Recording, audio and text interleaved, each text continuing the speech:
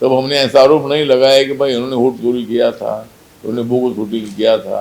जो बिहार में voting percent ज़्यादा इसलिए हुआ है कि वहाँ एनडीए की सरकार आने वाली है और माननीय नरेंद्र मोदी जी प्रधानमंत्री बनने के बाद इनको डिसेबल कहना ठीक नहीं है। तो वोट चोरी के बारे में चोरी नहीं होना चाहिए, इस पर इलेक्शन कमीशन जरूर ध्यान देगा और जो पारदर्शिता जो है इलेक्शन में होनी चाहिए, वह हर आदमी को वोटिंग करने का अधिकार है और उसको बजाने का अधिकार है वो। तो इसीलिए सरकार पर आरोप लगाना ठीक नहीं है।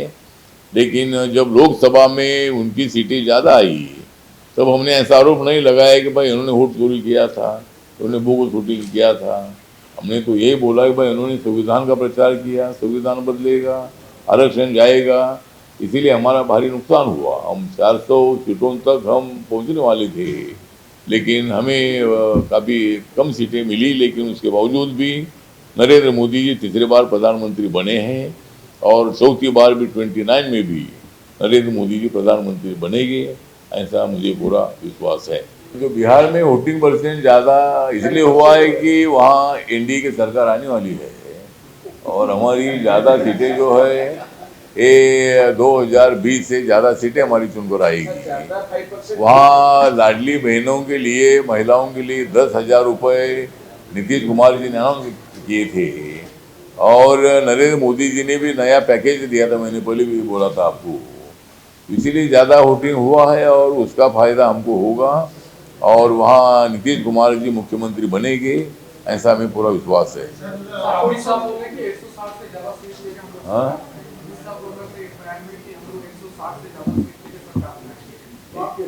160, 160, हाँ ठीक है ना। तो जो अमित शाह जी ने बताया है कि भाई वहाँ 243 सीटें हैं, उसमें जो 160 सीटें हमारी आएगी, बाकी की सीटें तुम ले लो, ऐसा हमने लालू प्रसाद जी को बोला है।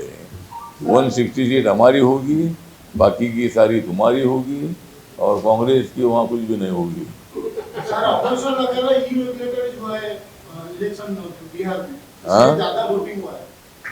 तो नहीं, ज़्यादा वोटिंग हुआ है तो भी परसेंटेज तो बढ़ा है ना। वोटिंग तो सबको करने का अधिकार है और 60% तो बिहार में हुआ। लेकिन आपको मालूम होगा कि जम्मू कश्मीर में 60% वोटिंग हुआ था। अभी जो विधानसभा में जब इलेक्शन हुआ था तो जम्मू कश्मीर में भी 60% वोटिंग हुआ था। नहीं, जो दिव्यांगजन, और हमने बताया कि भाई दिव्यांगजनों के लिए बहुत सारी योजनाएं हैं, सुगम्य भारत योजना हमने शुरू की है और माननीय नरेंद्र मोदी जी प्रधानमंत्री बनने के बाद इनको डिसेबल कहना ठीक नहीं है। इनके पास एबिलिटी होती है, इनके पास ठीक बात, वो शरीर से दिव्यांग हो सकता है लेकिन बुद्धि से दिव्यांग नहीं होता है। इसीलिए जिनका अंग दिव्य है, ऐसा दिव्यांग, ऐसा नाम मोदी जी ने दिया है। और बहुत सारे लोगों को हमने साहित्य बांटा है, कम से कम 16 लाख से ज़्यादा लोगों को हमने दिव्यांगजनों को साहित्य बांटा है। सुगम्य भारत योजना के माध्यम से उनको फायदा पहुंचता है। उनको 4% पहले आरक्षण, 3% आरक्षण था, नौकरियों में 4% हमने किया है। तो दिव्यांगजन की तरफ हमारा बहुत बड़ा ध्यान है और सीनियर सिटीजन के लिए भी बहुत सारी योजनाएं हैं। जो लोग सीनियर सिटीजन हैं, ऐसे लोगों को नौकरी देने के संबंध में हमने स्कीम बनाई है। उनको भी रिटायर होने के बाद भी मतलब उनको नौकरी मिलनी चाहिए जो करना चाहता है। तो ऐसे अनेक निर्णय हमारी सरकार ले रही है और उनको ज़्यादा से ज़्यादा मदद करने का हमारा प्रयत्न है। राहुल गांधी का बार-बार आरोप को प्रधानमंत्री मोदी चुप क्यों रहे? नहीं, मोदी जी नहीं, मोदी जी चुप नहीं है। मतलब ईवीएम में, एकाधी ईवीएम में जो कोई टेक्नीशियन है वो ऐसा दिखा दिए कि भाई यहाँ कुछ भी पंजा का बटन दबाएंगे तो कमल के ऊपर जाता है, इसी तरह का कुछ एकाधी मशीन का बताते हैं।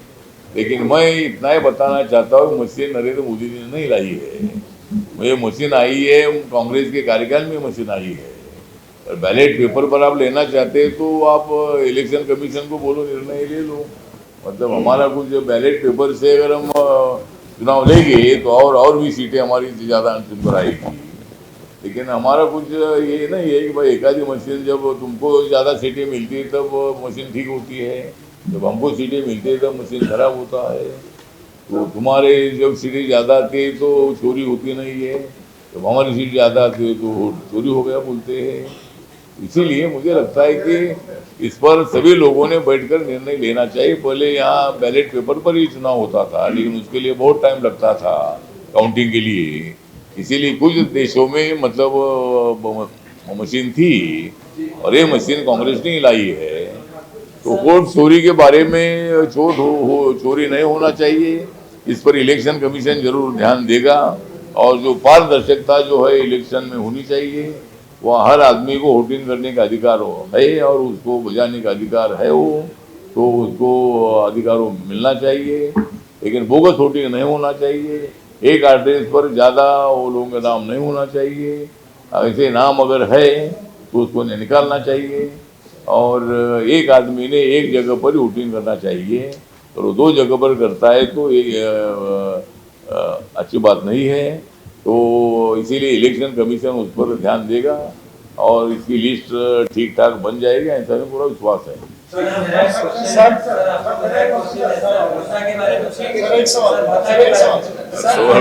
सर, महिलाओं को जो 10,000 रुपया दे रहे एनडीए सरकार बिहार में, ये क्या इम्पैक्टफुल रहेगा बिहार इलेक्शन के लिए?